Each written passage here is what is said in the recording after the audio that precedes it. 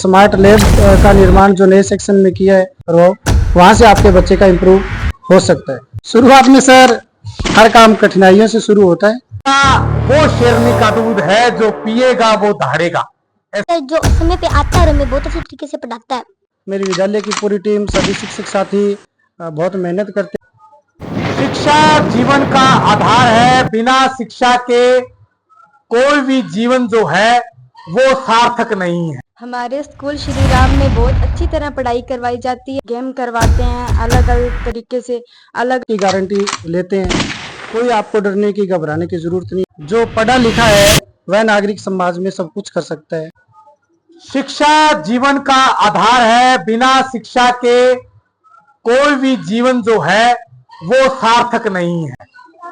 इसी को लेकर आज हम मौजूद हैं एक ऐसे शिक्षा के मंदिर में जहां अनुशासन, संस्कार और तमाम व्यवस्थाएं श्री राम स्कूल 3 MLD किस प्रकार की व्यवस्थाएं और किस प्रकार से शिक्षा के प्रति लोगों को आकर्षित करना, इसी को लेकर हमारे साथ विद्यालय के संचालक सुभाष जी मौजूद है। सुभाष जी, बहुत बहुत स्वागत आपका। बहुत बहुत धन्यवाद विकास जी। सर, शिक्षा वो शेरनी का दूध है जो पिएगा वो दहाड़ेगा, ऐसा क्यों? बिल्कुल, शिक्षा के द्वारा ही सारे जो कार्य वो संभव है। जो पढ़ा लिखा है वह नागरिक समाज में सब कुछ कर सकता है, और अनपढ़ है उसके लिए सब कुछ समस्या समस्या से। बिल्कुल, पढ़ा लिखा व्यक्ति हर उस तवज्जो को, हर उस पहलू को प्राप्त कर सकता है जो उसको चाहिए। Sir, Shri Ram public school 3 MLD कब इसकी स्थापना हुई और कब कार्य जो है वो शुरू किया गया?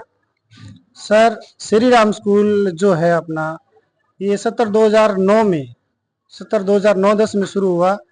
मेरे बड़े भाई साहब श्रीमान विनोद जी कारगवाल के सानिध्य में इसको शुरू किया गया, और मेरे को मेरी ग्राम panchayat 5 MLD, 3 MLD, 4 MLD, 2 STY और समस्त जो भाई बंधु उनका सहयोग रहा, तब जाकर के ये एक छोटा सा पौधा लगाया।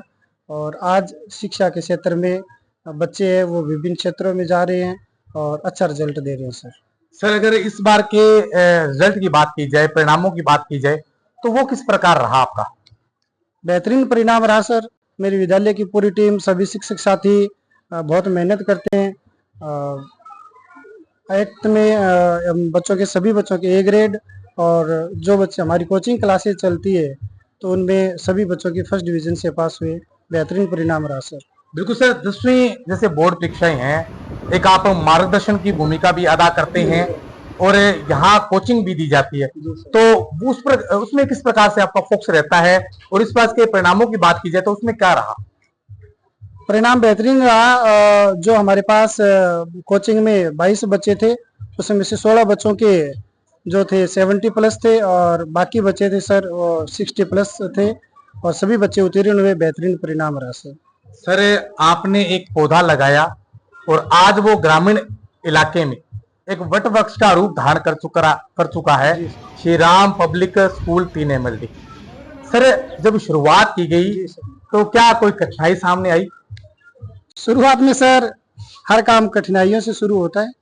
बड़ी परेशानियां थी। हमने डोर टू डोर जा करके घर घर शिक्षा की अलख जगाई। 2009-10 की बात की जाए तो उस समय भयंकर अकालों की स्थिति थी। हर एक क्षेत्र में, चाहे जो विद्यालय था उसमें टीचर्स की बहुत कमियां थी, इसलिए लोगों ने हम लोगों पे विश्वास किया। हमने 2009-10 से बच्चों पे इतनी मेहनत की।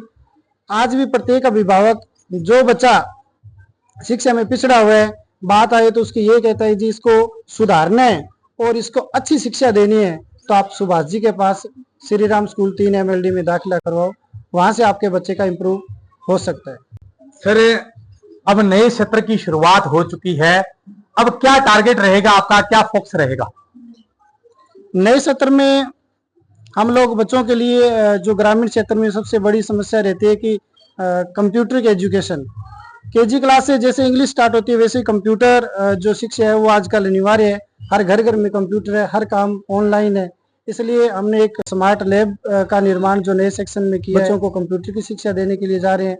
केजी यूकेजी इससे हम लोग इंग्लिश मीडियम 3rd क्लास तक चलता है, वो इस सेक्शन से हम प्रॉपर रूप से शुरू कर रहे हैं।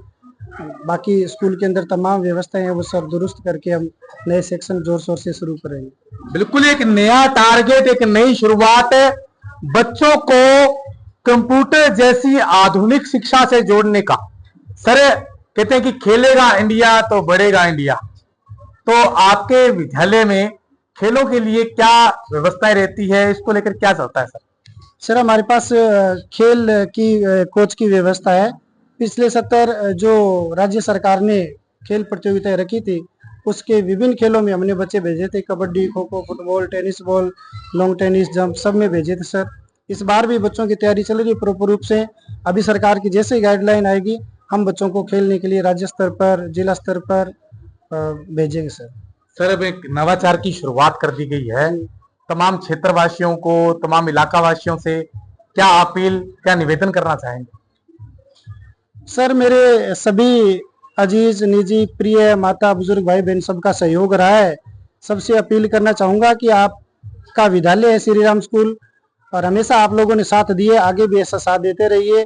और हम लोग बच्चों को पढ़ाने के लिए और उनको आगे ले जाने के लिए और विभिन्न प्रकार की जो नौकरियां उनमें सिलेक्शन करवाने के लिए यहाँ तक की गारंटी लेते हैं। कोई आपको डरने की, घबराने की जरूरत नहीं है। हम आपके बच्चों के लिए दिन रात मेहनत करके और उनको आगे लेके जाएंगे। श्री राम स्कूल 3 MLD किस प्रकार की स्टडी रहती है और क्या टारगेट रहता है? हमारे साथ कुछ बच्चे भी यहाँ मौजूद हैं। बेटा स्कूल में किस प्रकार से पढ़ाई करवाई जाती है और किस प्रकार से आपको किसी टारगेट को अचीव करने के लिए क्या मार्गदर्शन जो है वो दिया जाता है?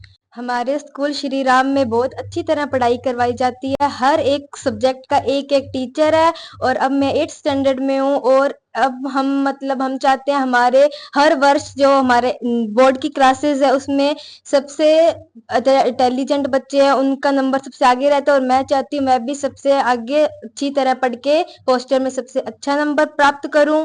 और हमारे स्कूल के हमारे स्कूल के जो टीचर हैं वो अपने अपने समय पर आते हैं और हमें अच्छी तरह पढ़ाते हैं।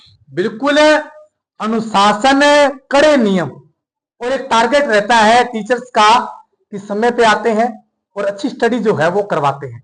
लेकिन स्टडी के साथ साथ खेल को लेकर किस प्रकार से आकर्षण जो है वो बच्चों का रहता है?